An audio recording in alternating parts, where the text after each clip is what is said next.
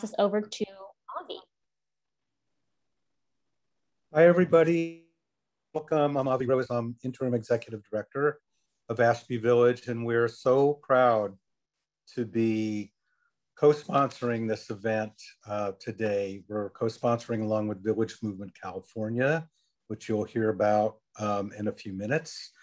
Some of you may be very familiar with Ashby Village, and some of you may be new to us.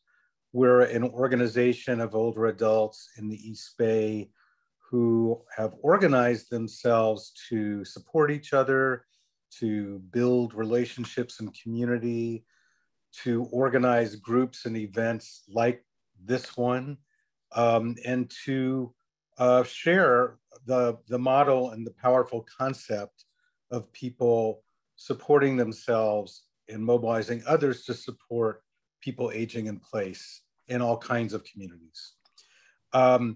There are a number of powerful subgroups within Ashby Village, and two of them are co-sponsoring today. Arts and Culture Group, this is their 27th event that they're offering, and our Elder Action Group has done a ton of work to prepare for this afternoon. It's over, Elder Action has over 100 members and have been working to organize ourselves to advocate for a just world and a peaceful world and a world for ourselves and future generations, and have already been involved in the climate justice work. So today's offering sits completely within the scope of what's already been done. And we're all indebted to Rochelle and the others in Elder Action who have brought us together today. This program, we're glad to be providing this free of charge on Zoom. And we're also happy to accept donations. One of the great things about today is that there was so much demand and so much interest that we actually spent a little more money to boost our Zoom capacity in preparation for a large crowd. So you want to help us defray those costs and support the work that the village is doing. I think that Suyen is putting a link in the chat for donating, and please feel free to join us in that way. I will now, I now have the pleasure of introducing Charlotte Dixon, who's the Executive Director of Village Movement California, our co-sponsor today, and take it away, Charlotte. Thank you so much, Avi and Suyen and Rochelle and everybody. I want to thank Mr. McKibben for joining us today. And I want to thank all of you for coming, spending this beautiful Sunday afternoon with us. And want to thank Ashby Village for inviting Village Movement to co-sponsor this event.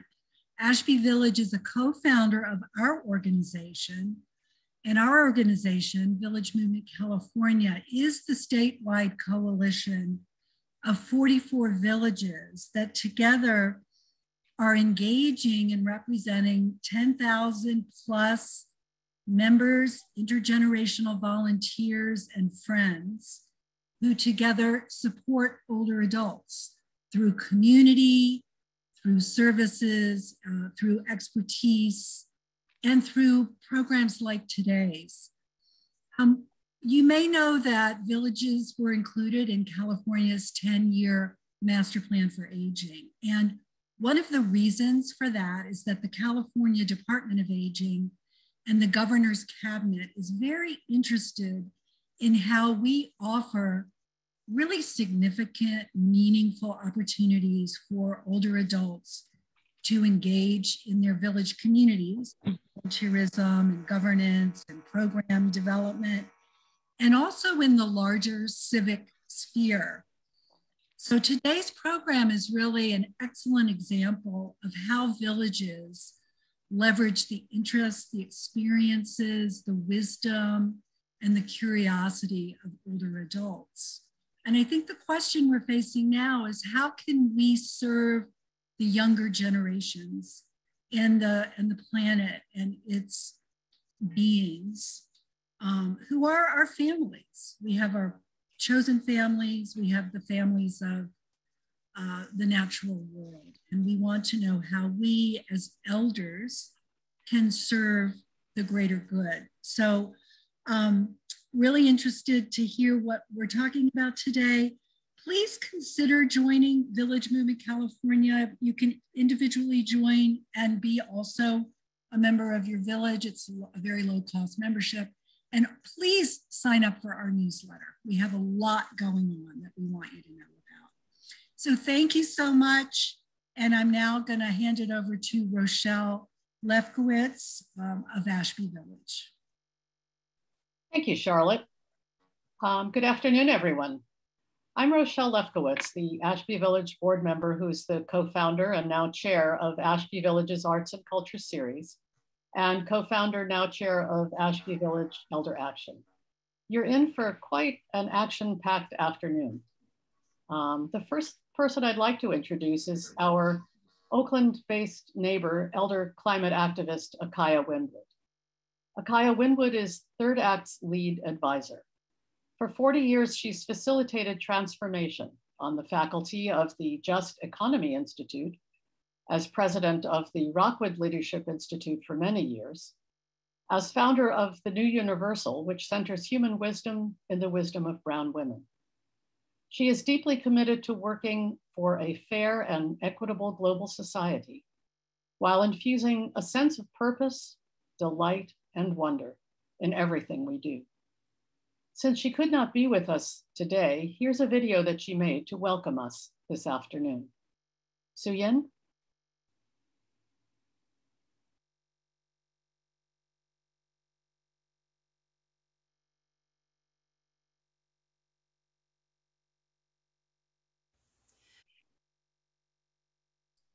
Oh, it's showing Jane. 1 second. Here's our tech. Okay, let me put Jane and Kaya up. I have them both ready.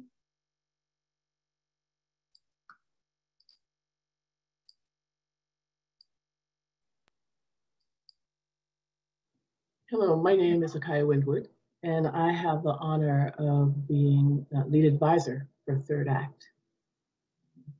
My background has been in leadership, and I've been doing that work for 40 years or so.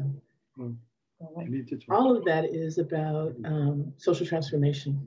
How can we create a world wherein everyone is welcome, where every child is healthy, where our forests are healthy, and where no one's left out.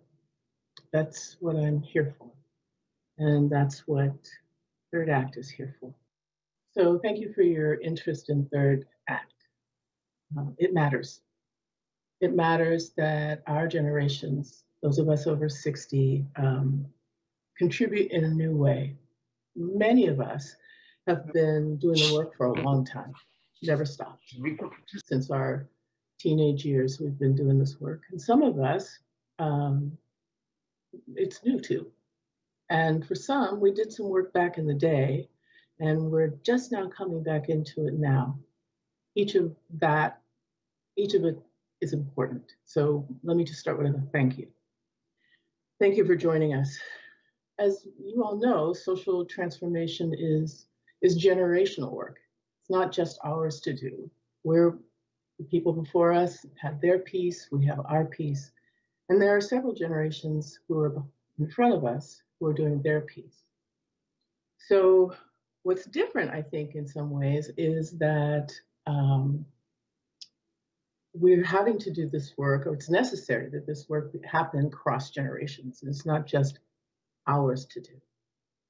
And as elders, I think we've got a different stance to take, which is not necessarily leading in front of it, but more leading beside those who are going to inherit this world. We need our generation, for good counsel, for wisdom, for the experience that we have. And we also need to be kind.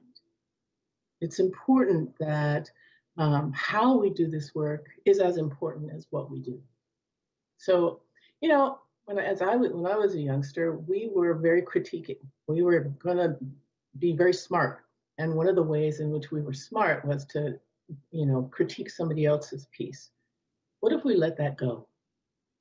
What if we joined each other and the next generations with deep kindness, and let's meet people where they are, not where we would hope they would be or where we want them to be, but truly where they are, and meet people with a sense of welcome. You're welcome here. So this work is both solemn. It's also, we need a lot of dedication to it, but it's also quite joyous. It can be if we intend it to be.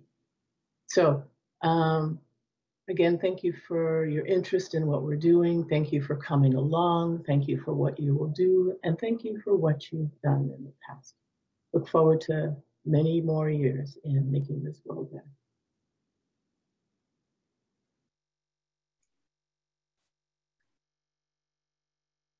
Well, next to briefly share her thoughts about Third Act is the founder of Fire Drill Fridays, Jane Fonda.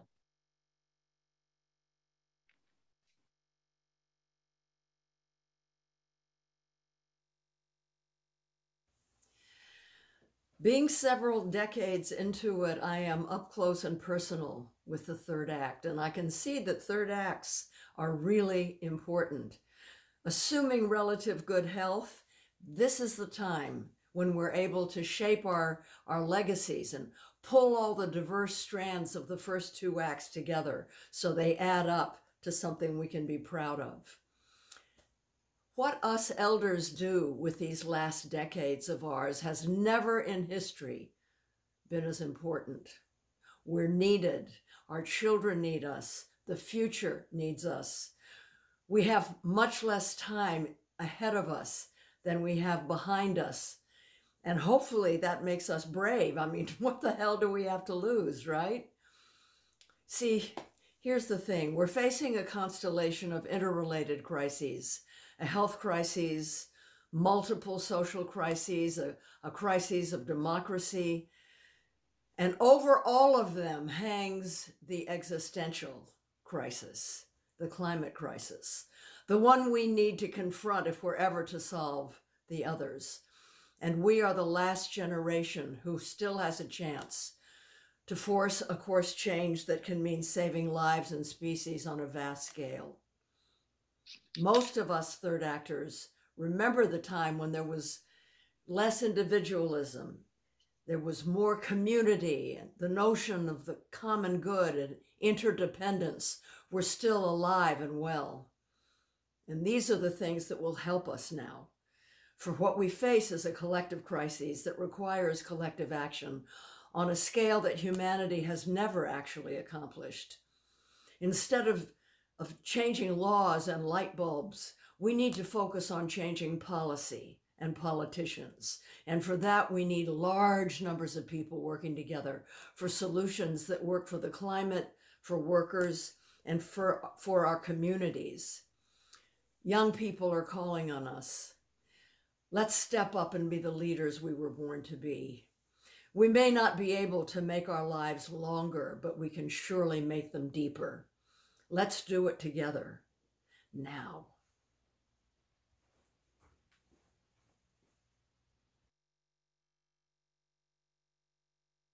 Good afternoon again, everyone.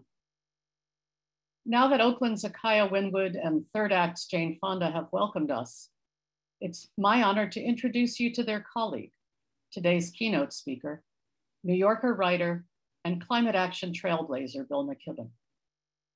But first, I'd like to take a moment to introduce him to us and to our beloved villages where ordinary people come together to do extraordinary things. You see, Bill is here this afternoon because of each of us. Today, he'll introduce us, now numbering over 300, to an exciting new national movement, Third Act, a kindred spirit of the village movement that many of us have built for well over a decade. To paraphrase my late and sorely missed co-founder of this arts and culture series and of Elder Action, Marcia Friedman, a true visionary and a movement catalyst, Marcia said, too often, once we reach retirement age, we're considered done with our productive lives. But those of us in the village movement know from our experience that this is very far from the truth. Last year, 60 members of Ashby Village's Elder Action and San Francisco Village teamed up to explore how that we as elders can move from having nightmares about climate change to working for a fossil fuel-free future. Today, we've come together to hear how we can tap our strengths as elders to help disarm the fossil fuel industry in the village way, in community.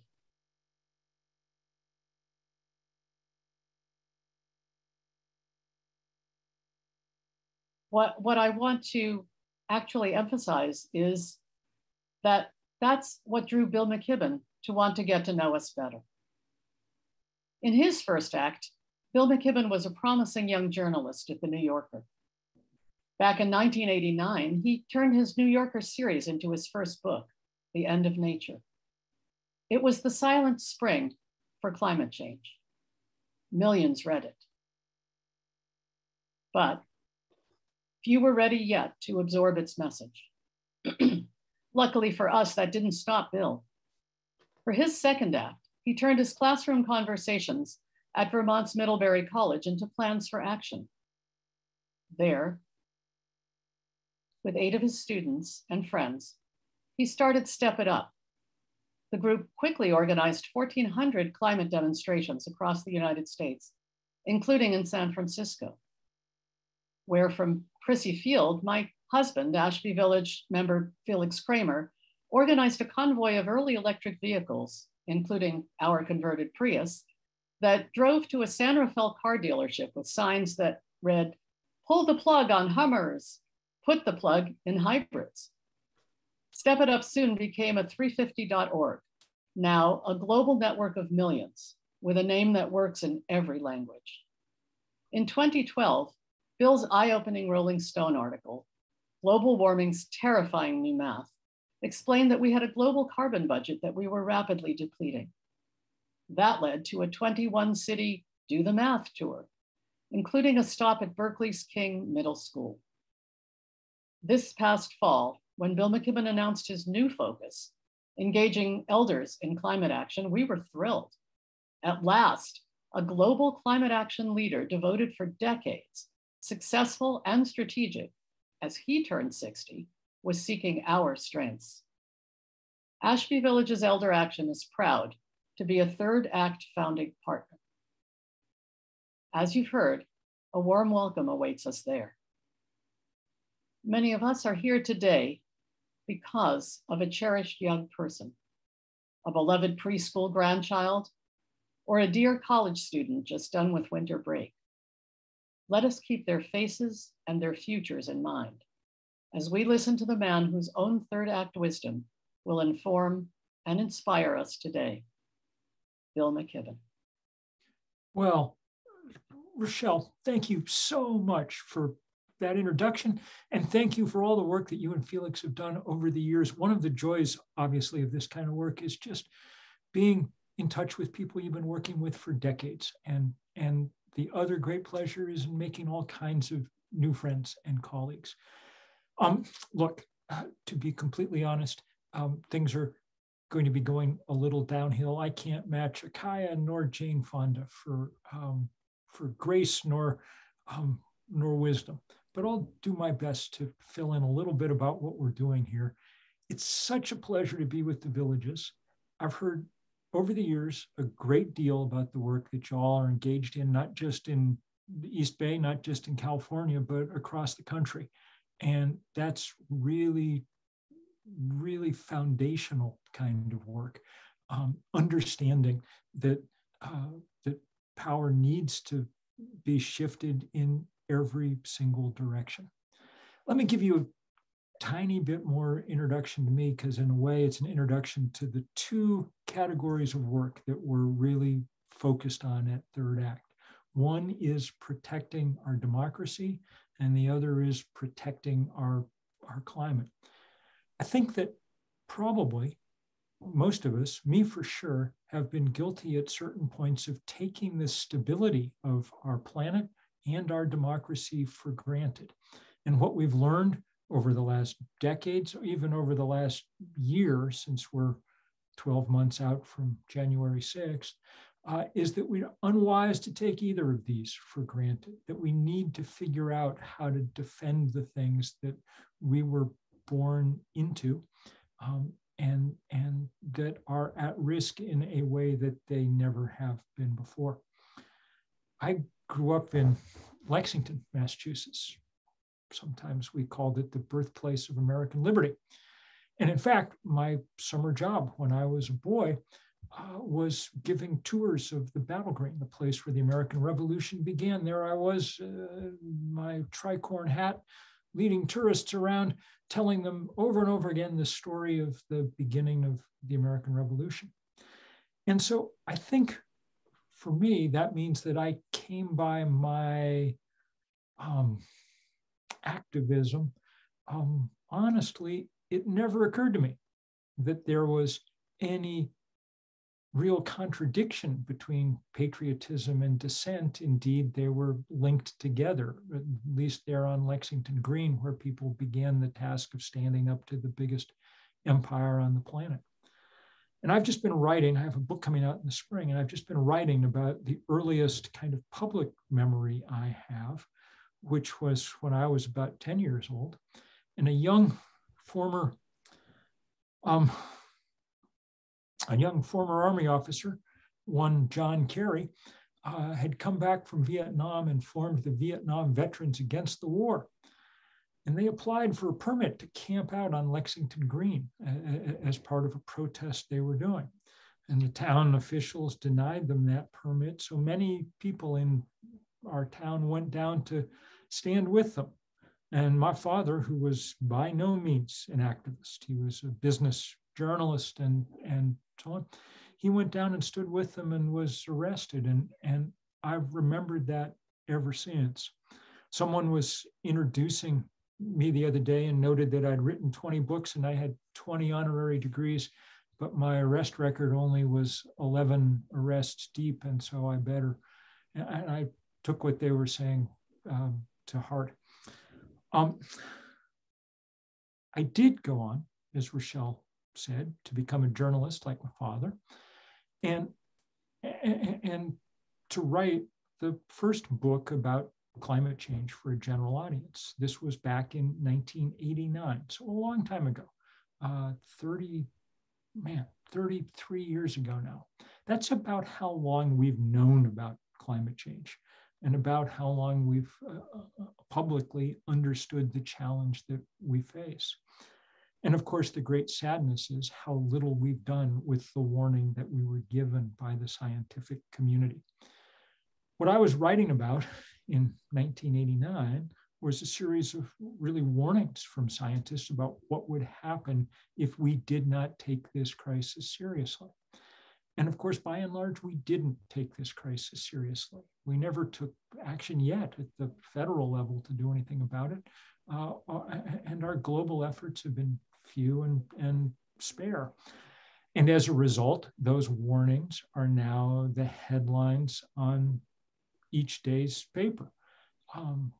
People in California know this better than people in most places in the world, because the same things that make California so beautiful, its widely diverse landscape, makes it extremely vulnerable to even the early stages of global warming. My parents were Californians when they were young married couple. They had a house on an apartment a few blocks from the beach in Manhattan Beach, and their descriptions of California in those days were absolute paradise in the late 50s. Walking down the beach to the bar at the end of Manhattan Beach, and on the weekend to listen to Dave Brubeck play jazz, up into the Sierras with the Sierra Club when it was back mostly a hiking club back in the 1950s. California now is a showcase for just how difficult and how straitened our circumstances are become. It's very sad to think that people now live with a certain amount of dread much of the year because fire season stretches much of the year, that people routinely understand that they're going to need to spend part of the year filtering the air, not against COVID, but against wildfire smoke. And so you all have an acute, visceral understanding of where we are. The scary thing is that we're still pretty near the beginning of the climate change that we can anticipate. We've raised the temperature of the planet 1 degree Celsius. We're on a path to raise it on current trajectories about 3 degrees Celsius, 5 or 6 degrees Fahrenheit. If we do that, it's not going to be inconvenient or unpleasant. If we allow that to happen, I think at this point, it's pretty clear that we're not going to be able to have civilizations like the ones that we're used to. The level of dislocation will simply be too large. The UN estimates that we could see about 1 billion climate refugees before this century is out. We already see tens of millions of people on the move, fleeing rising oceans or spreading deserts. 1 billion climate refugees is almost incomprehensible.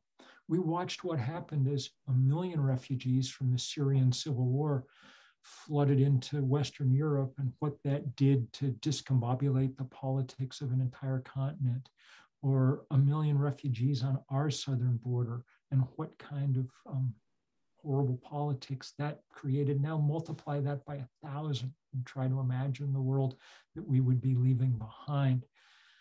The latest estimate from the economists is that unchecked global warming by century's end could do damage equivalent to about $551 trillion, more money than currently exists on planet Earth.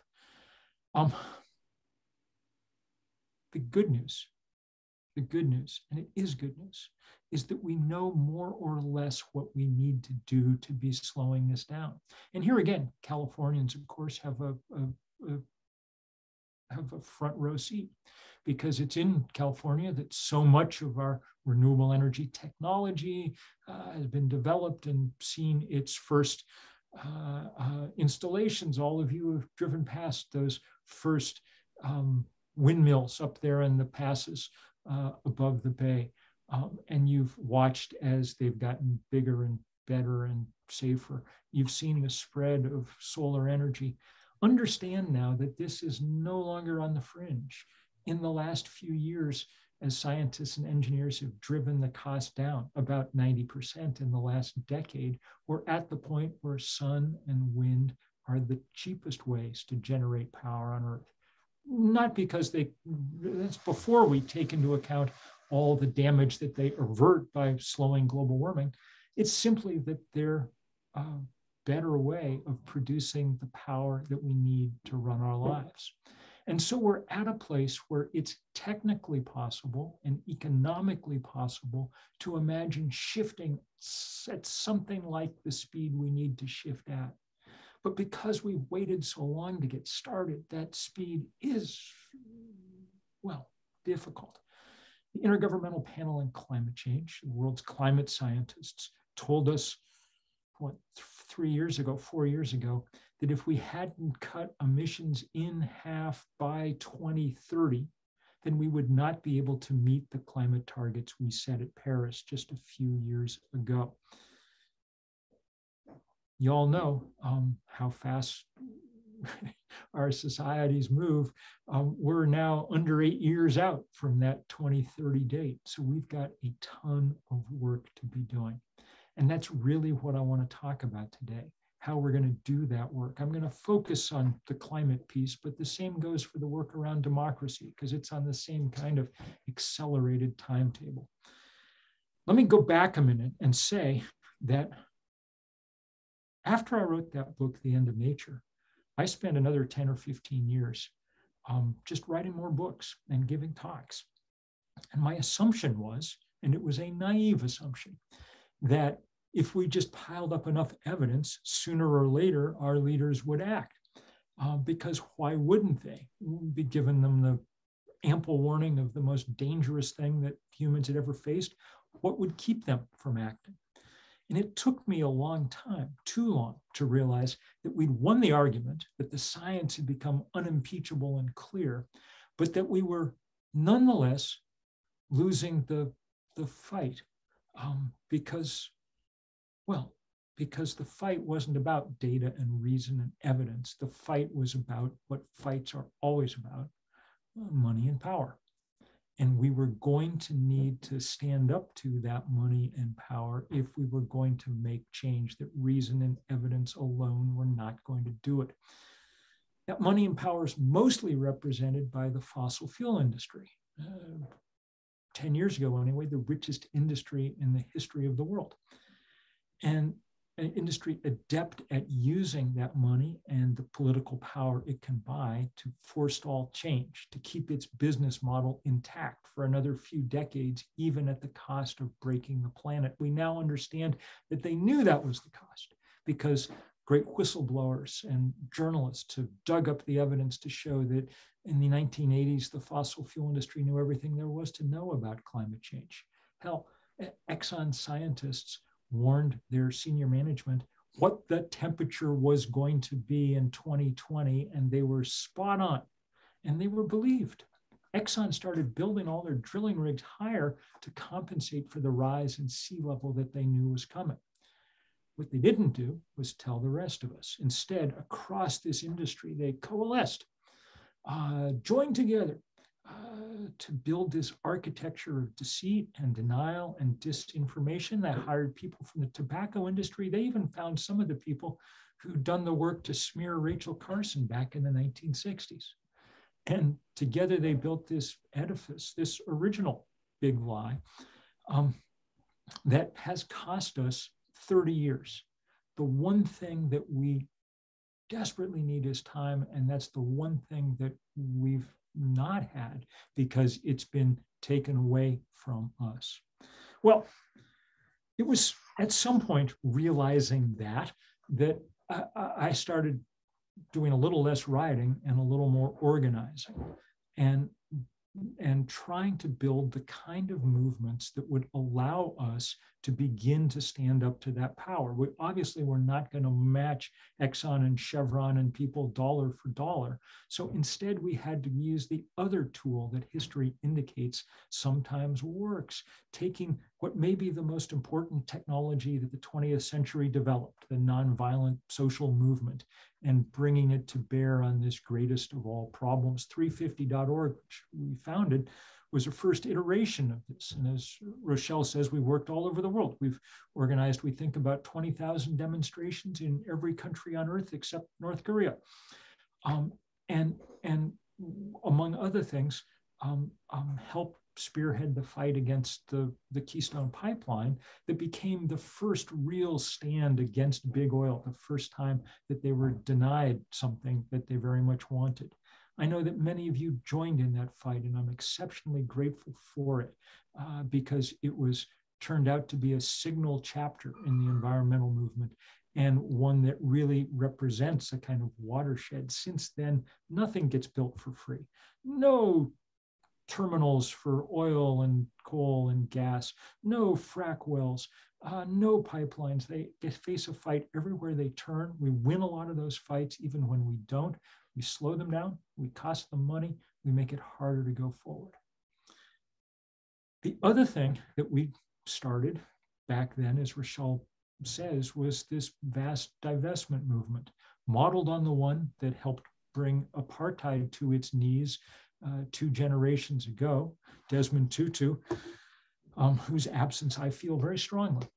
Desmond Tutu was the first person we asked as to whether or not we could take this tool that he had helped pioneer and use it on climate change. And he said, climate change is the human rights issue of our lifetimes, as apartheid was a generation ago. Please take this and use it. And so we have.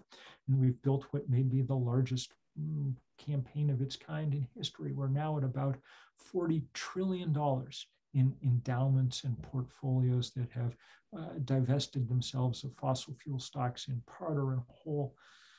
Californians have played a big role in that. The decision of the University of California to divest its more than $100 billion endowment and pension fund was very huge. Now we wait, of course, on CalPERS and CalSTRS and the other big pension funds to do likewise. And I know that people are fighting hard to make that happen, and that's fantastic. The good news, other good news, is that once people started building movements, so many other people flooded into this space, and it's been fantastic to watch that happen. Group after group, person after person. Now we have remarkable examples, from Extinction Rebellion to the Sunrise Movement, made up mostly of young people, or at least originally, who had cut their teeth in the fossil fuel divestment campaigns on campus and then wanted to do more. And the more that they wanted to do became the Green New Deal and the push for this Build Back Better bill, still in limbo in Washington. But their work is remarkable. Even more beautiful, perhaps, is the work of very young people, junior high and high school students around the world. You know the name Greta Thunberg, and you should. She is remarkable. She's one of my favorite people to work with. I just can't say enough good things about what a good soul she is, but she would be the first to say that the best news is there are 10,000 Greta Thunbergs scattered across this planet, and they have 10 million or more followers. The engagement of young people is fantastic, and it is so much fun to work with them. I found myself spending a good part of September last year writing college recommendations for people who I just think of as my regular colleagues in my day-to-day work. It's just that they happen to be 17 and they need to go to college now. And so we should take enormous heart from that. It is beautiful to see happen. When I was starting 350.org with college kids 15 years ago, a lot of people my age, kids today, they're so apathetic, blah, blah, blah, not like we were back in the 60s. Well, forget about it. Kids are doing fantastic work, and that's a great help. And they need us. It is not okay in any way to take the biggest challenges that the world has ever faced and assign them to high school kids as extra homework. That's not fair, and it's not practical either. It's impossible for them to do this work on their own. And in particular, they need people of our generation. And that brings me to the questions of why we decided to start this third act work and what we want to do with it.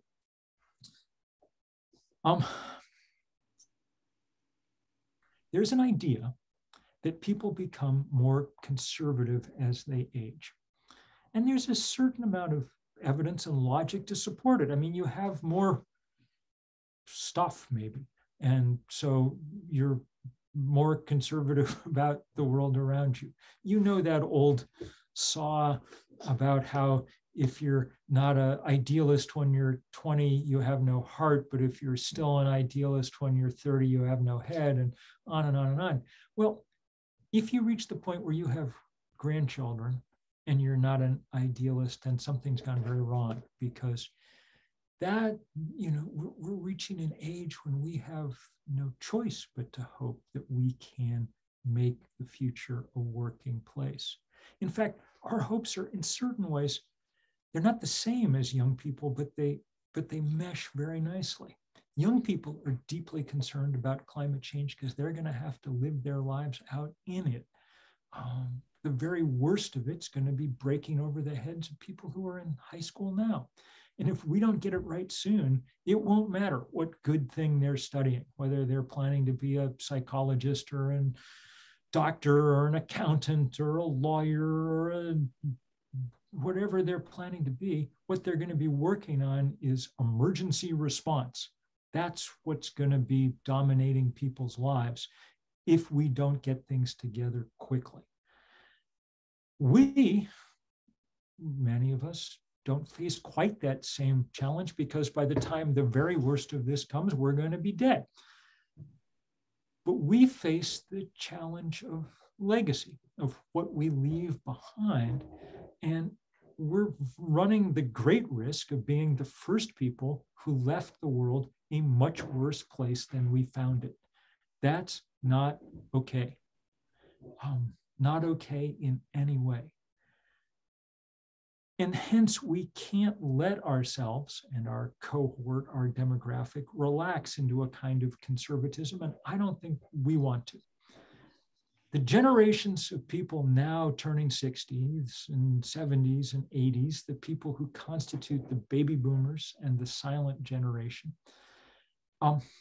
they were around in their first act for remarkable things, to either participate in or bear witness to some of the most profound cultural, social, and political transformations that we've ever seen. So we have this somehow in our generational DNA. I think sometimes that we thought we may have solved some of those problems back then, only to begin to realize in recent years that we hadn't. Only to realize in recent years that the civil rights movement, though it achieved many things in the 1960s, didn't bring about equality of the kind that we want to see. Only to realize that great events like the first Earth Day succeeded dramatically in cleaning up the air and water of our cities and our countryside, but they did not succeed in doing anything about this deepest challenge of climate change. So we have to get back to where we were in certain ways. Our first act, pretty good. Taken as a generational whole, not as individuals, because I bet most of the people on this call just kept working all the way through on good things.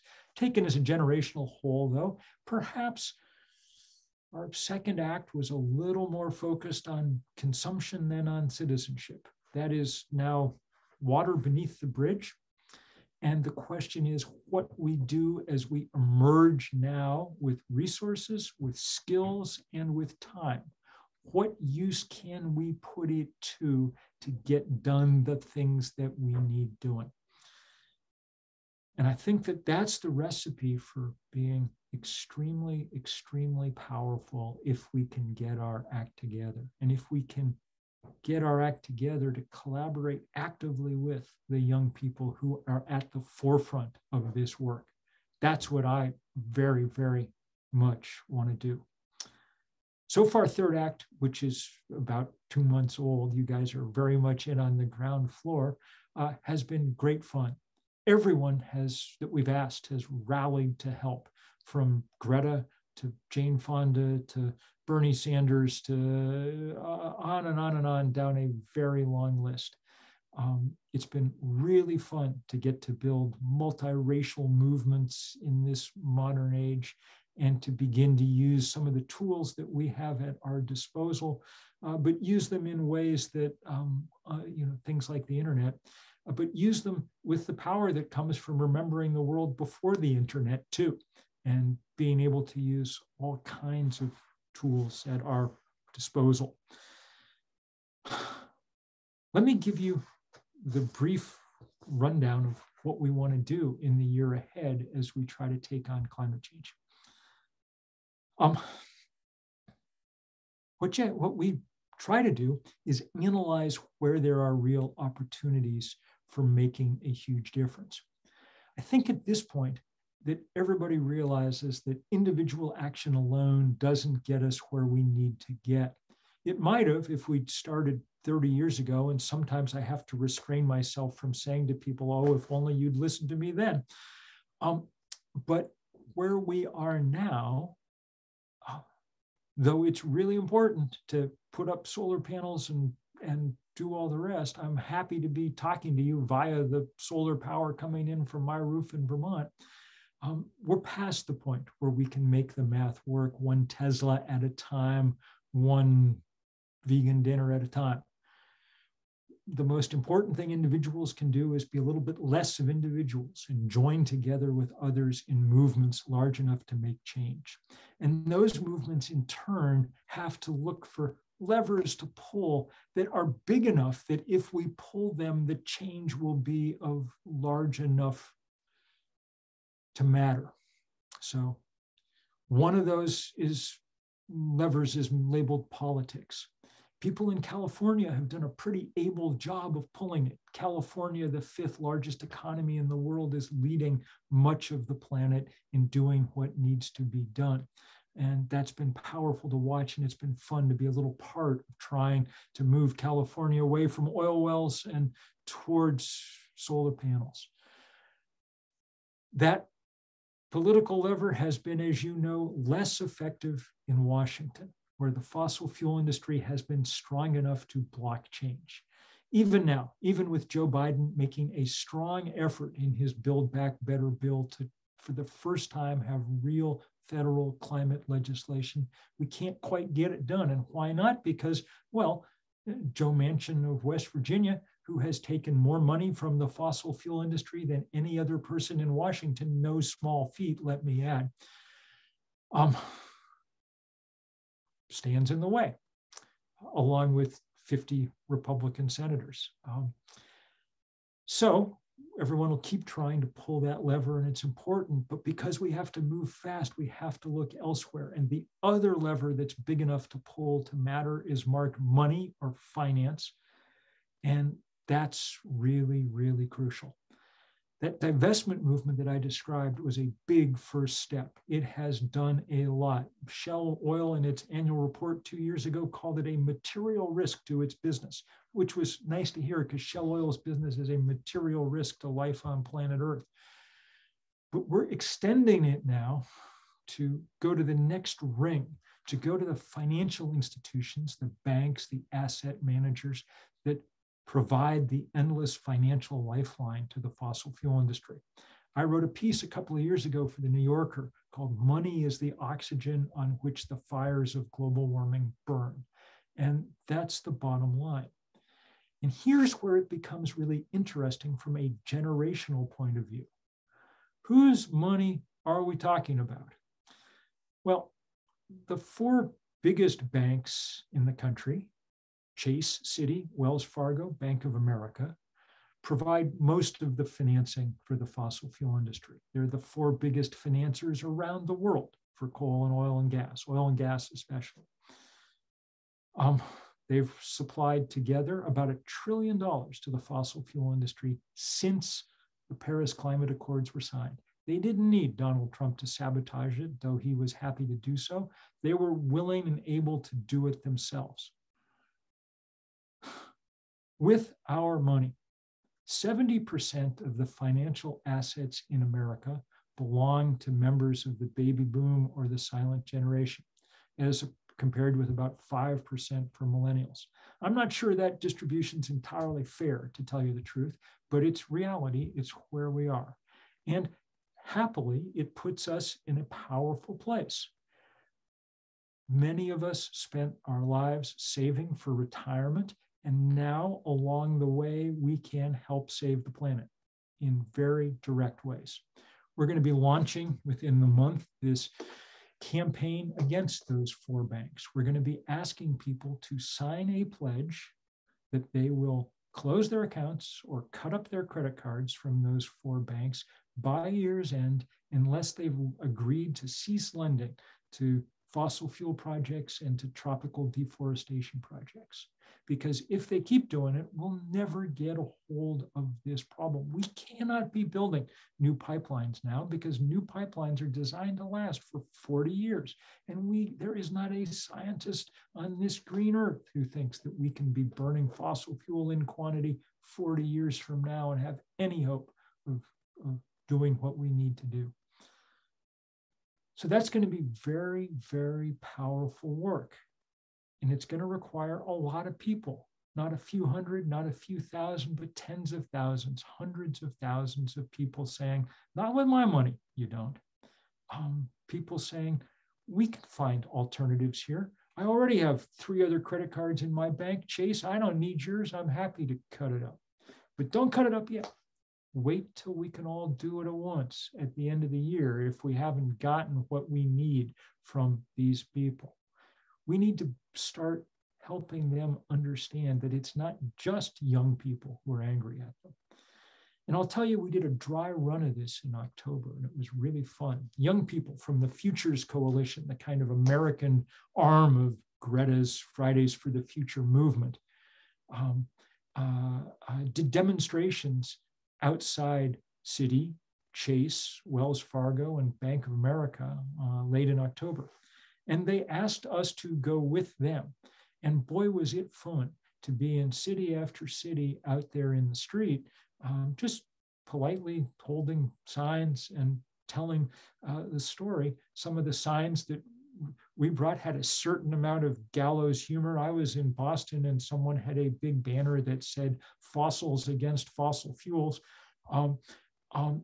But it was all really good.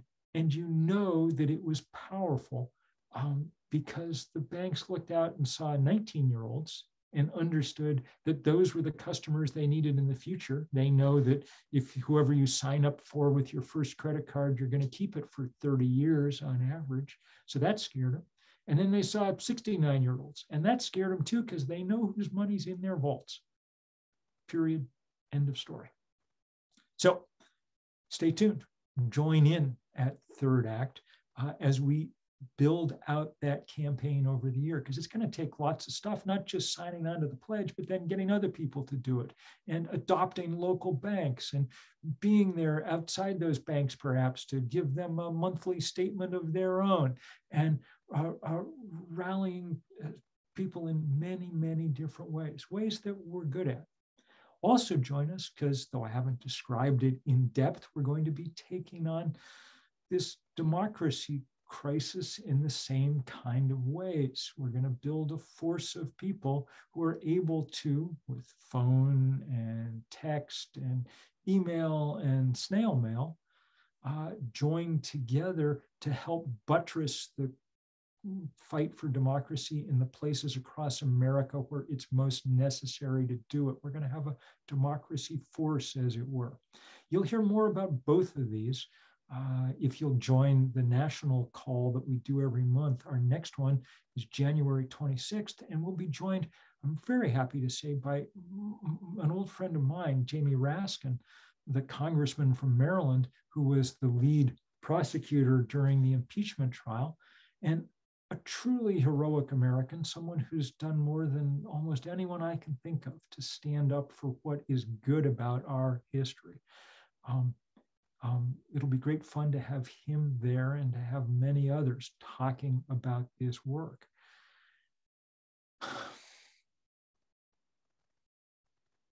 Let me end with a story. Just because it's one of the things that got me thinking along these lines some years ago. It was about a decade ago, almost exactly 10 years ago last August, that we had this first big demonstration in this fight about the Keystone Pipeline, this vast pipeline that was to carry tar sands down from Canada to the Gulf of Mexico to be refined and turned into diesel fuel. I wrote the letter that asked people to come to Washington in the summer of 2011 to do civil disobedience outside the White House. It's a hard kind of letter to write. And one of the things I said in it was, I did not think that in this case, young people should have to be the cannon fodder for these actions. Because, you know, A, they didn't put most of the carbon up there. If you're 70 right now, more than 80% of the carbon that humans have ever emitted has been emitted in your lifetime, and the plurality of it in the United States. But more to the point, I thought young people shouldn't have to be the cannon fodder, because if you're 19, it's possible that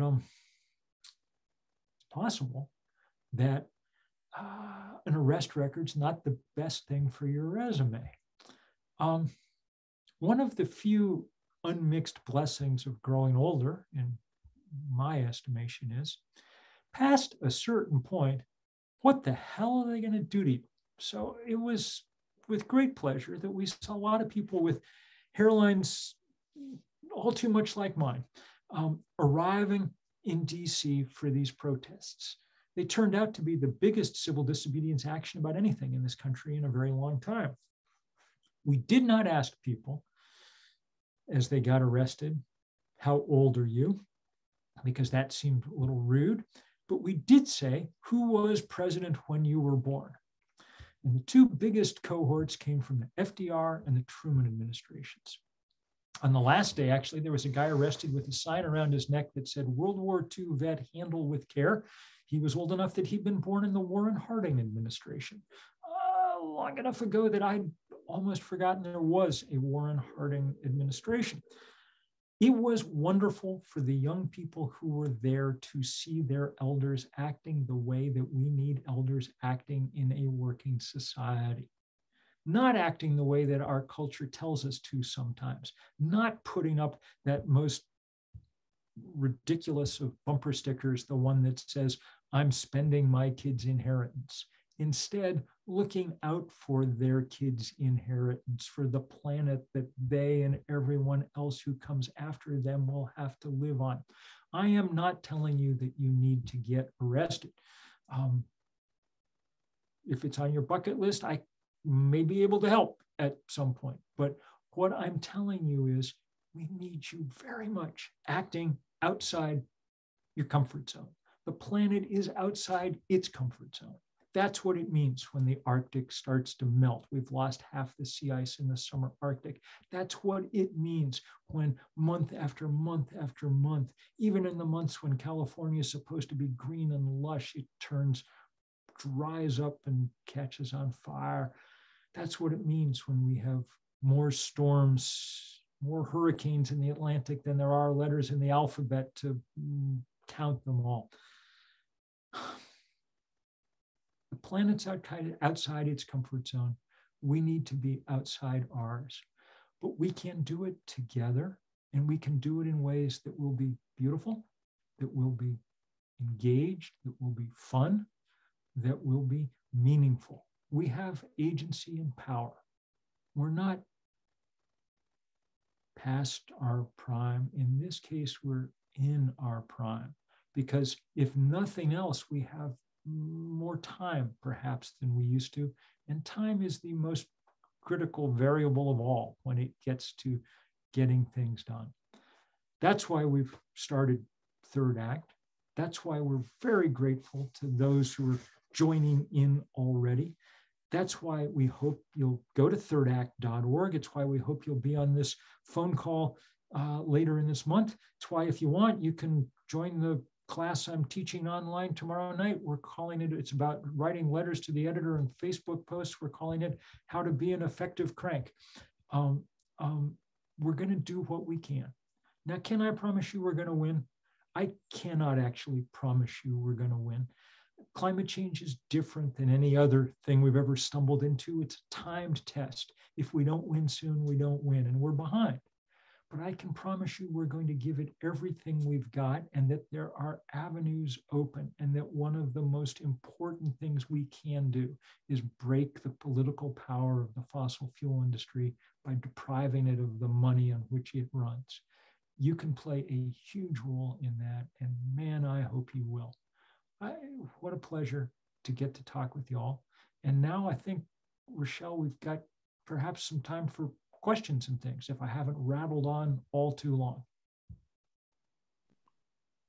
Yeah, okay. I'm Roger Newman. I'm a member of Ashby Village here, and I was asked to moderate the question and answer session. We now have about 20 minutes. We can look at some of the questions in the chat, and I have some other ones I wanted to throw in too. I thought I would start out with some sort of nuts and bolts kind of things that people are wondering about.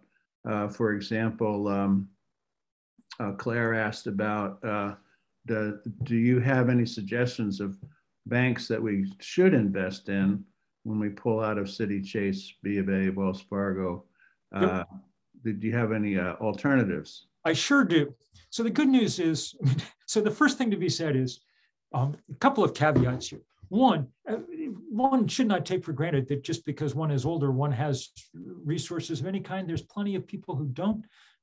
plenty of people who are barely making it on fixed incomes. And of course, it tends to follow all the same lines around race and gender that we know all too well across all the other woes of our society. It also, the other caveat that's important is there are no, I mean, very few angelic financial institutions in this world. Even if Citi and Chase and Bank of America and Wells stopped financing climate destruction, they'd probably still be financing a fair amount of things we don't like. But we're taking this on because it's such an existential question. That said, there are good alternatives. Local banks, and especially local credit unions, are very unlikely to be invested in these kind of destructive things and far more likely to be invested in doing useful things in local communities. And there are larger banks that are doing the right thing. Those of you in California are very lucky because Beneficial State Bank there in the, it operates, I think, out of Oakland, someplace in the Bay, is maybe the world leader in this, much of this kind of work. And they're completely capable of providing you with credit cards and things like that, just like a number of web banks are as well. So there are alternatives, and those are precisely the kind of things that we'll be highlighting as the years go on, as the year goes on. And if there are people who are retired, financiers, CPAs, anything like that, your work would be particularly welcome in helping other people as they begin to contemplate these changes. Okay, good. So here's another sort of nuts and bolts kind of thing. Do COVID precautions complicate participation in nonviolent protests? Yep, very good question. So one of the reasons that this bank campaign is only getting going now in this kind of way is precisely because of COVID. My last trip out before lockdown was to go to Washington, D.C. And there, with my dear colleague, Reverend Lennox Yearwood, and with Jane Fonda on the other side of the glass, we were arrested in the lobby of Chase Bank, nearest the Capitol, in order to kind of start launching this campaign. Well, we were ready to be in 1,000 banks on Earth Day of 2020. But what do you know? Along comes COVID, and out the window go those plans. So we've all been, it's not only that it's made it physically difficult to do these things, it's that we've all been, for pretty good reason, distracted for the last 2 years dealing with it. So we don't know what's going to happen with COVID, and we may be able to do things indoors eventually. But for the moment, this whole thing is set up so that we can do it online. And then as things ease up a little bit, as one hopes they will, if we get through Omicron and we don't move too much deeper into the Greek alphabet, that one hopes that we will be able to at least do things occasionally outside banks and bank branches. It's such a waste if we can't, because they've already done the work for us. B of A and Wells and Citi and Chase have carefully researched all the most high traffic blocks in America in order to put up their bank branches. And so it'd be a terrible shame not to be able to get there at least once in a while and hold a sign and help explain to people. But for the moment, we're planning so that we can do most of this online, through Facebook, through letters to the editor, through all the other ways that we have of communicating. And I think it'll be useful in that sense. But man, I'm ready for many reasons to be done with the pandemic. But one of them is organizing is hard in the middle of all this. Yeah. Okay, here's a more California directed question. With regard to the California Public Utilities Commission, they are considering a takeaway of NEMs, net energy metering, which will make residential solar power less economical for middle class and low income homeowners. How can we persuade the PUC to not do that? So I've been writing and tweeting about this a lot. I don't know exactly what the pressure points are, though I think it's probably important to keep Governor Newsom well aware of the fact that it's ridiculous at this point to be doing anything other than trying to dramatically increase the amount of rooftop solar. We desperately need to be building this out around the world as fast as we can. California is a model for it. Yes, it's got to be done equitably, but that doesn't mean slowing things down, because the least equitable thing we can do is keep tossing more carbon in the atmosphere when we do not need to. So people should be in touch with Sacramento and everybody there. If there's enough of a groundswell, one knows enough about politics to know that one thing that's true in every jurisdiction is, if there's enough noise, eventually someone decides that perhaps there actually is something that can be done about it. Mm-hmm. Okay. So a bigger question about the big fossil fuel companies.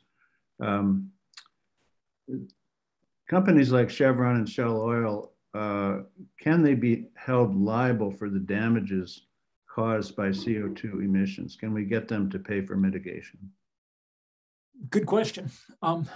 Jurisdictions around the country, including a number in California, have begun to sue the big oil companies for precisely that reason. There's actually two forms of lawsuits that are going on. I'm not a lawyer. I'm glad to see my colleague Walter Riley on the call, who is a lawyer, though not in this realm. But Walter, very good to see you, and thank you for all your work.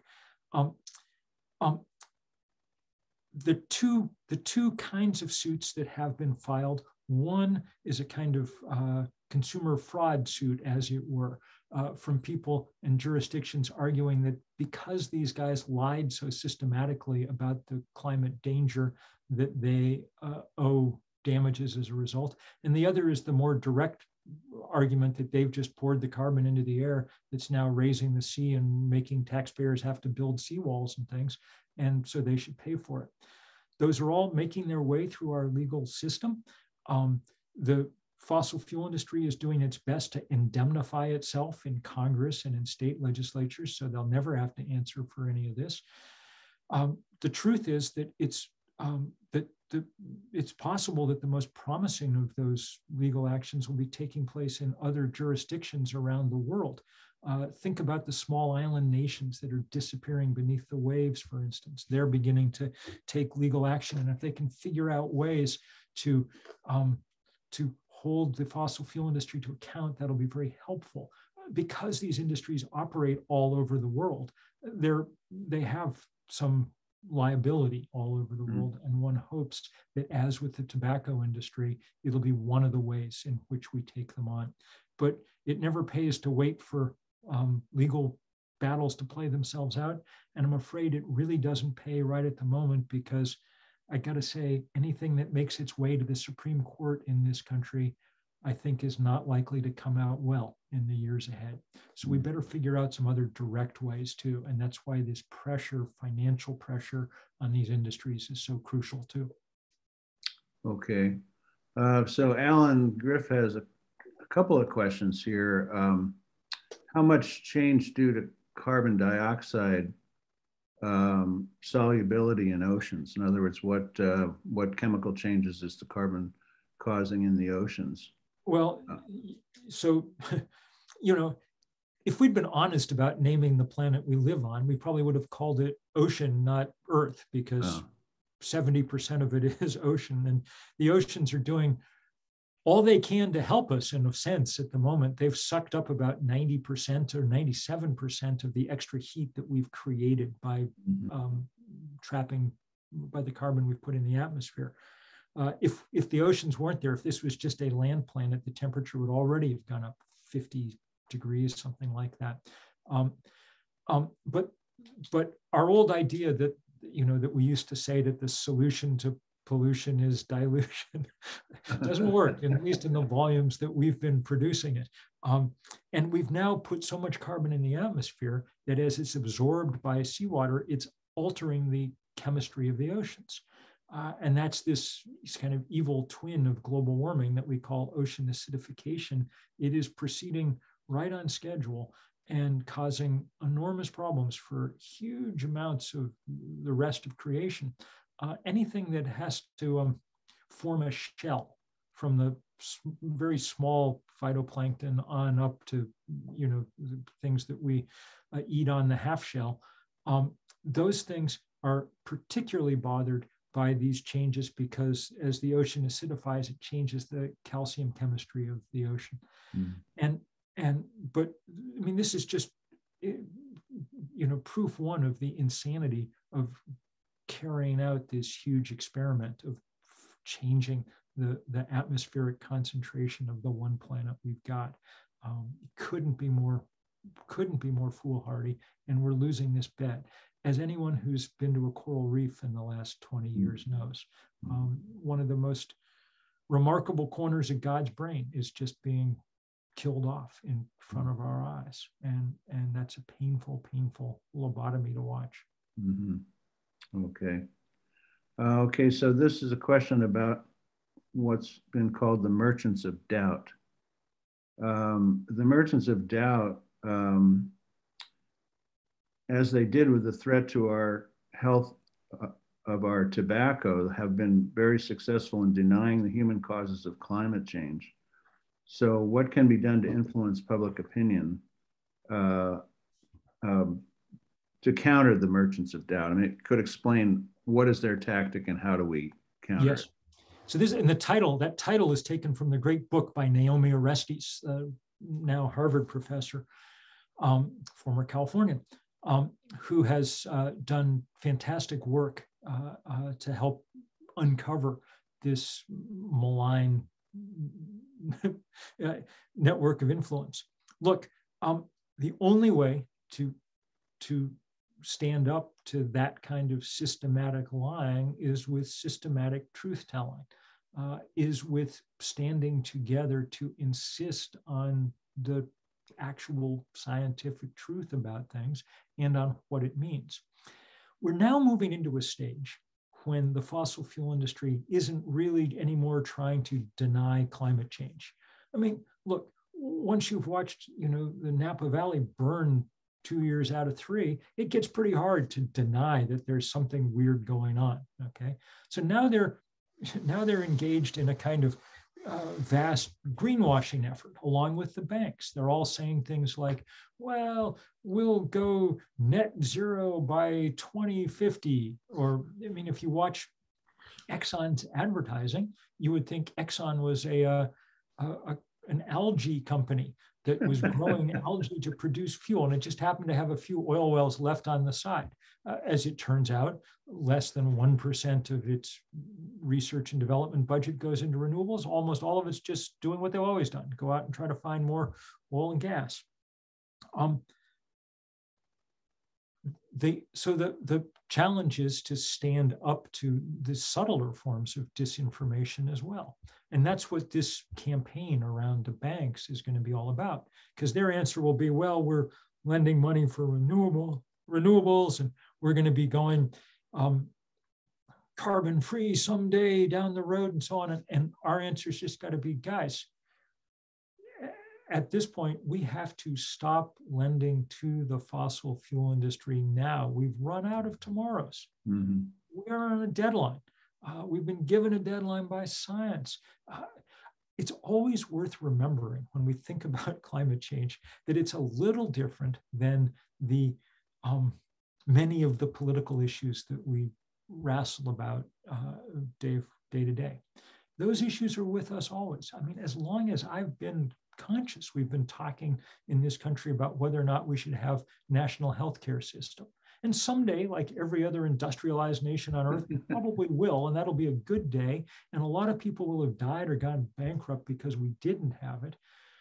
But it won't be harder to do because we delayed, okay? Mm-hmm. Climate change isn't like that. If we don't get it done soon, we never get it done. No one has a plan to refreeze the Arctic once it's melted. Mm-hmm. And similarly, though the controversy and the conflict is at some level between Republicans and Democrats, industrialists and environmentalists, so on and so forth, the deeper underlying conflict in this case is between human beings and physics.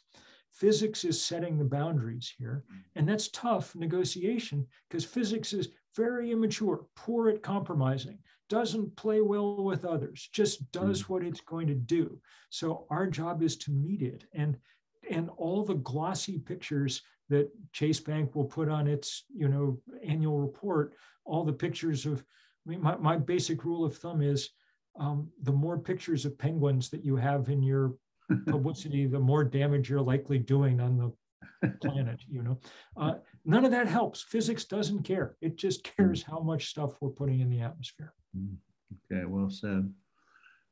Okay, so Barbara Monti wants to know, are there countries who are succeeding in their efforts to challenge global warming and hold the fossil fuel companies accountable? Certainly on the first score, there are countries that are taking some of the lead that places like California provided and gone it one better. It's worth remembering that California is sometimes game is not quite as good as its talk on some of this, and that California has a good long ways to go. But there are places that it can follow. There are countries like Costa Rica now that are 100% running on renewable electricity, which is pretty remarkable. May also be a demonstration of what happens when you don't have to, when you're the one country in the world without a defense budget. But there are a handful of other countries around the world that have done the same thing. And we know that everyone's capable of doing it. The real oracle here is one of your own Stanford professor named Mark Jacobson, whose lab has produced the plans for all 50 states and for all but a handful of tiny countries around the world about how they could be running all their economy on wind and water and solar by 2035. What's really interesting, and I'm in the middle of writing a piece about this for the New Yorker now, is that what we've come to understand is that not only can we do this, and not only obviously should we do it to save the planet, we also should be doing it because it would save us an immense amount of money. This stuff's now cheaper. And if you think about it for a little while, you start to understand why. There was a big Oxford study that came out in October that demonstrated that the planet would save trillions and trillions of dollars from moving as quickly as possible to renewable energy. And the reason is simply that we would therefore avoid having to buy all the coal and oil and gas that we would otherwise be purchasing over the next decades. I just wrote a piece this week about to sort of help people try to understand this. If we were running the world on renewable energy, half the ship traffic across the high seas of the world would just immediately stop, because half that ship traffic is nothing more than shipping coal and gas and oil around the world. And that's why Exxon likes it so much. They've set up this system where you have to buy some more every month from them. But once you've built a solar panel, once you've done the one-time work, you've mined the lithium, which we should do correctly, so on. Once you've done that, then you start radically dematerializing the planet, because you put up your solar panel or your wind turbine, and then the sun rises above the horizon and delivers your energy for free. And that's the basic reason that the fossil fuel industry hates that future so much, and the reason the rest of us should embrace it. This Oxford study's estimate was, if we went rapidly to renewable energy over the next couple of decades, the world would save $27 trillion. That's money worth having. Starting to talk about real money there. Yeah. Okay, we're almost out of time here. We'll get time for just maybe one or two more questions. Do you think there's a place for nuclear energy in a sustainable power supply?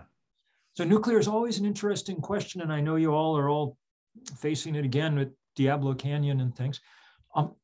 Look, nuclear power doesn't scare me as much as some other things. I guess the reason is we all know that if something goes wrong at a nuclear power plant, it goes really wrong, and that's big trouble. But if you operate a gas-fired power plant exactly the way that it's supposed to operate, it destroys the world. So, that's worth bearing in mind. I think that in places where they can be operated safely, we probably should try to keep nuclear power that we've already built and paid for running. But that's going to be a call for each place to make about how safe it is. I don't think it's going to play a huge role going forward, mostly because it's expensive. That same Oxford study looked very closely at nuclear power and found that it would add trillions of dollars to the cost. The cheapest option is sun and wind at this point. That's not to say that we may not, in the years ahead, figure out some new ways to do nuclear power, or that someone may finally break the riddle of nuclear fusion. But that's not happening at the pace that the climate crisis is happening. The tools that we have on the shelf right now are solar panels and wind turbines. And if you think about them, I mean, it's pretty miraculous that we live in a world where you can point a sheet of glass at the sun and out the back flows light and air conditioning and information and all the other things that we think of as modernity. That's about as good a miracle as it gets. Yeah. So I think we should take full advantage of it. Okay. Well, I think we're out of time for questions. I want to thank you for a very stimulating talk. And I don't know, does Rochelle, do you want to pop in here at the end? I do indeed. I really want to thank everybody for the thoughtful and provoking questions we just had. And I know that I'm ready to roll up my sleeves and get more village members and volunteers on board. But I suspect many of you want to leave here with some concrete next steps you can take, along with some kindred spirits. The first thing is that there are two simple steps that will open a world of elder climate action. The first one is to sign up with Ashby Village Elder Action with an email to info@ashbyvillage.org, and sign up with Third Act at thirdact.org. And once you do, you will get all of that I'm about to share about upcoming actions and more. So at this point, there are three concrete, high impact, and actually fun upcoming steps for you to take. To get more details, again, I want to let you all know that if you actually tomorrow look at the YouTube recording of today, you'll be finding lots of links in there for some of the details. But first thing tomorrow, Monday at 7:30 p.m. Eastern time, as he invited you to do before, join Bill McKibben again and find out how to be an effective crank. And considering, we hope, that you will author one of those letters to the editor or op-eds with a grandchild or other beloved young person. And the link for Third Act, there is one already that has run in one of Nevada's news organizations. And so if you sign up for this or other Third Act offerings like the Banking for the Future campaign that Bill's been referring to, click Third Act/get-involved/events. Secondly, I want to invite you to join the new Ashby Village Elder Action Divestment campaign. We want you to urge your alma mater to go fossil fuel free ASAP. Find out what your college has done to divest and join campus activists with new campaigns that are now underway. And then urge your alma mater to divest sooner and move their accounts from those 4 banks that are currently financing fossil fuel. And we can help you learn more about all that at the next Elder Action meeting that will be on Tuesday, January 18th at 2 p.m. Pacific time. And again, to email in a way to connect, email info@ashbyvillage.org. Thirdly, Ashby Village Elder Action has already reached out to join a statewide divestment campaign to urge CalSTRS, which is America's largest teachers retirement fund with a $250 billion plus portfolio, to purge all fossil fuels. Know any retired California teachers? Bring them to the next Elder Action General Meeting on the 18th of this month at 2 p.m. Let's step up and make our voices count. Speaking of counting, It truly takes a village to produce an event like this. And I want to thank all the members of the Arts and Culture team, Sigrid Duisberg, Irene Marcos, Rondi Saslow, and Betty Webster. And thanks also to our Ashby Village Interim Director, Avi Rose, to today's great Q&A manager, Roger Newman, Julie Freestone of the Communications Committee, the chair, and Tricia Sullivan for posting on Facebook and pasting up flyers about this event. And of course, our amazing Zoom host, Ashby Village Operations Manager, Suyin Bickner. A special thanks to our co-sponsors, Village Movement California, now 44 members strong. And we wanted you to know that Executive Director Charlotte Dixon is reporting that some other California villages, like the Greater Niles Village in Fremont, have already planned watch parties for our YouTube recording that goes up pretty much as close to when you hang up as you'll get. So get your village to join them, and I will zoom in and introduce the program. Please let us know at info@ashbyvillage.org if you're from beyond California and you want to host a watch party like the one that Chicago's Hyde Park Village has decided they're doing as a result of getting our publicity about today's event. And of course, if you have a new idea for us after you sign off, or if you're moved by what you've heard today to donate to our Arts and Culture series, please email to info@ashbyvillage.org. And please forgive me if I've missed thanking you for your help. Let us, as the late John Lewis invited us to do, make some good trouble together. And do watch for our next Arts and Culture series event this spring. It'll be co-sponsored by Ashby Village's Healthier Aging Interest Group. And our guest is going to be the renowned UCSF geriatrician, Louise Aronson, author of the best-selling book, Elderhood, Redefining Aging, Transforming Medicine, and Reimagining Life. And until then, everyone, farewell, stay well, and thanks for joining us today.